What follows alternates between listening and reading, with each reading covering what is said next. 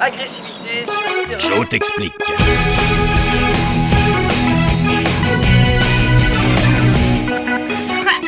N'importe quoi.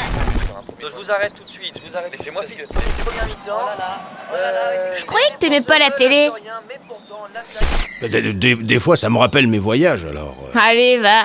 Vas-y, remets. Quand j'étais petit, je me posais devant la télévision de ma grand-mère et je faisais plein de grimaces au présentateur. Je pensais qu'il me voyait. N'importe quoi. Tu sais, c'était magique à l'époque, la télé. Attends, t'as pas 100 ans. Qui c'est qui l'a inventé, la télé? La première diffusion date de 1929. C'est John Logie Baird qui a réussi cette prouesse incroyable. C'est sûr que c'est d'enfer quand on y pense. Joe t'explique. Ça, c'est un plateau d'enregistrement.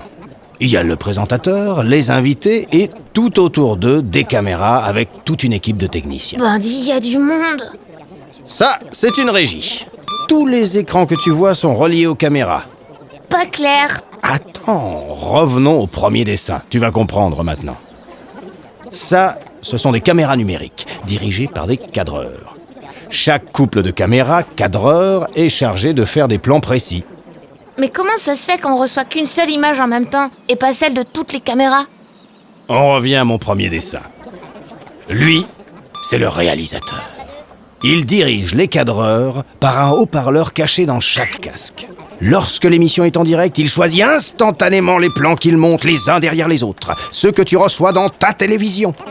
Lorsque l'émission est en différé... C'est quoi, différé? Ah, j'aime quand tu es comme ça. En différé, cela veut dire que l'émission est enregistrée avant la diffusion, c'est-à-dire avant que tu ne la vois sur la télévision.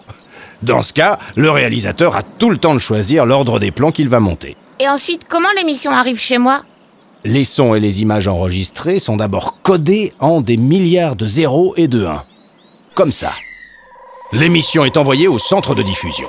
La parabole de ce centre de diffusion envoie le signal numérique, soit au satellite, soit à l'antenne TNT, soit par le câble jusqu'à l'antenne de chez toi. Puis, le décodeur de ta maison ou de ton appartement reçoit les 0 et les 1 de l'enregistrement numérique et les retraduit en images et en son dans ta télévision ou ton ordinateur. Donc ça marche avec des ondes, comme pour la radio. Exactement! Joe, c'est l'heure. Ah bon? Déjà? Ah oui. Quand est-ce que t'as une montre? Jamais!